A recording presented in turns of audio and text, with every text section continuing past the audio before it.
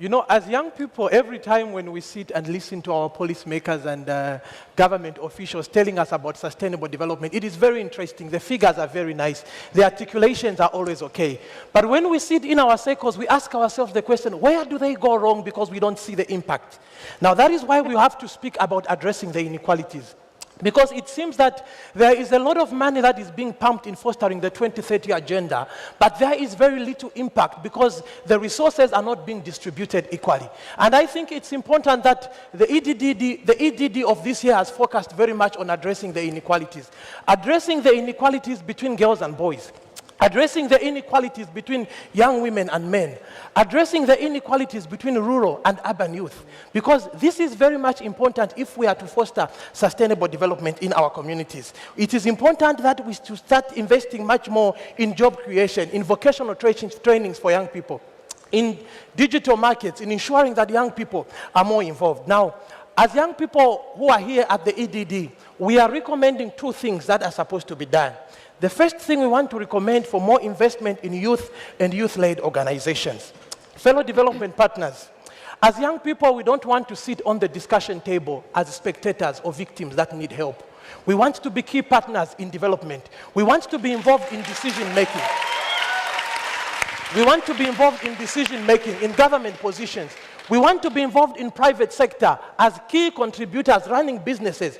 We want to be involved in international development so that we can also bring the youth vision of the problems that are facing the world currently. It is very important that you have invited us to come and speak to this event.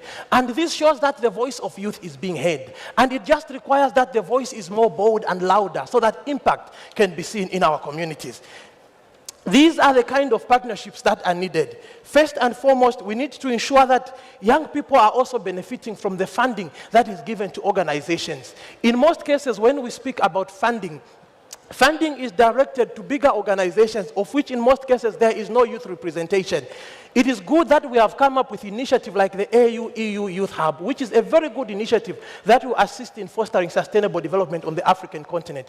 But as young people, we feel that some of the conditions that are set in the core of proposals that are there for funding are too stringent for our little organization or our youth-led organizations to meet. For example, a condition that you need to have had previous funding of 2 million euros for you to access the funding that is there is too much. We can't afford it. Most of the youth-led organizations don't have such previous fundings before. Therefore, it is important that the funding opportunities for young people are opened up so that we can also be inclusive. Because if you keep on putting these stringent measures, it is only the usual bigger organizations where there's no youth representation who continue participating. And when they go on the ground, they will not involve us. They will just call us for workshops, and there's nothing that is done for us. The next thing is that there must be more investments in ensuring that young people are going to be involved in different activities that are there. Young people are going to be involved in the procurement system. Young people are going to be involved in fostering climate change and creating an enabling environment for the achievement of the Sustainable Development Goals. The second thing is invest in gender-responsive financial services. We cannot address inequalities without addressing the gender gap. And we have to start addressing the gender gap from the youths. If there is inequalities among boys and girls, the gender gap will still continue. Therefore, it's important that doors are opened for the girls. My education as a boy should not be prioritized over the education of my sister. My sister should not be sold out because I'm supposed to go to school. Therefore, we need to take into consideration all these issues as we are speaking about sustainable development. The women, they have to be empowered because these are our mothers. When you go on the ground, you realize that the women are the ones who hold our homes. Some of us were raised by single parents. So it's important that women are given access to financial literacy, are given access to finance through loans. Women can have bank accounts. Women can have access to ownership. When you go in most of the developing countries, to be specific in Africa, most women don't have access to ownership of land. They have to go through their husbands. And when the marriage ends, they lose everything. Therefore, it's important that women are financially empowered also. Now, the question is, how do we foster all these issues that I've spoken about? Partnerships. It is very important that we foster partnerships when it comes to sustainable development. And when we speak about partnership, it is not just about partnership with the public sector. In most cases, as international corporations, when we speak about partnership, we only want to focus on government. But there are also private organizations that can yield more benefits. If you go on the ground, you realize that there's a lot of money that is pumped in the public sector, in the government. They'll say, we are going to empower young people in this particular field. But when you go on the ground, the money is used to buy expensive vehicles. The money is used for workshops where they'll be paying themselves per diems. So it's important that we engage the private sector also. Public-private partnerships is very important. I'll give a perfect example of a public-private partnership that can work very well. In Africa, we have an organization called the Tony Elumelu Foundation. It empowers a number of young people. Every year, they fund 1,000 young people, train them in businesses. This year, they have funded 3,000 young people. And it's actually good that other international organizations have come on board, like the African Development Bank, the UNDP, to support all this. So this is good partnerships that can foster sustainable development in the developing world. And as young people, we are here to say we are committed to ensuring that this agenda is focused, and we are going to be key partners in sustainable development. Thank you. Good, Mo.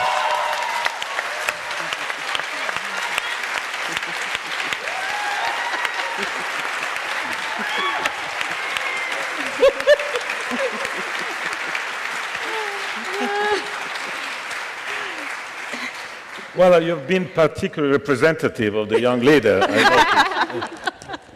Answer first. It's very unfair because Mawala brought his fan club with him.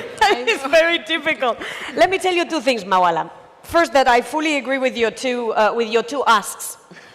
On your first ask, which is invest in youth, you know, I was once upon a time, I was also a young woman here in Brussels, and I used to hate it when people would say, oh, you know, we are working to provide you with opportunities and to empower you.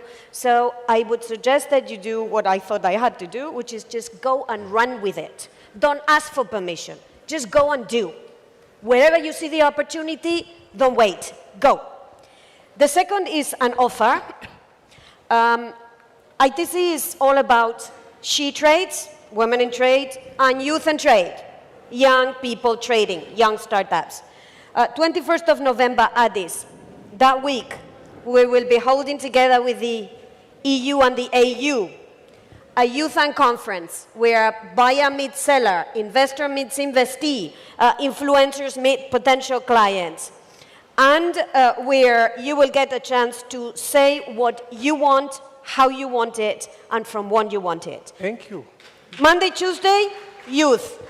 Wednesday, Thursday, women. So all of you are invited, 21st of November, Addis Ababa. Thank you. Margaret.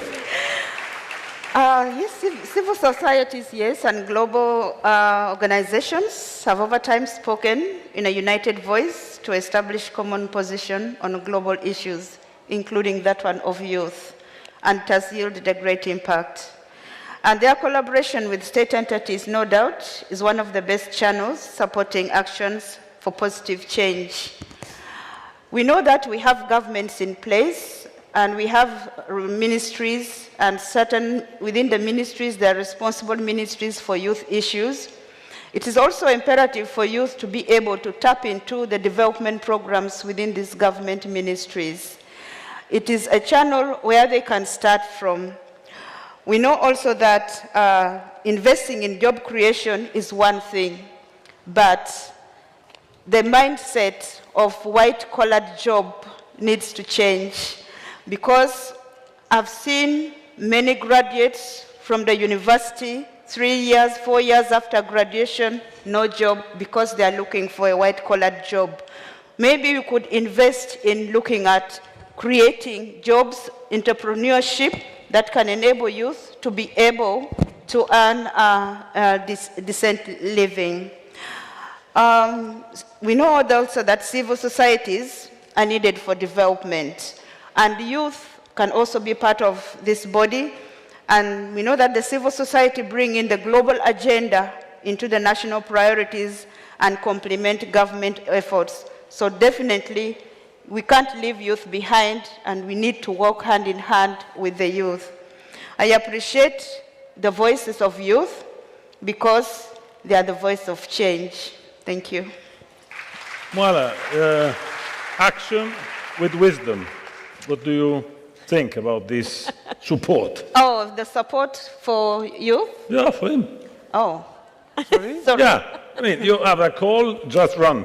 And then Margaret said, yes, but look at the content. Now, have been inspired by this to build partnership?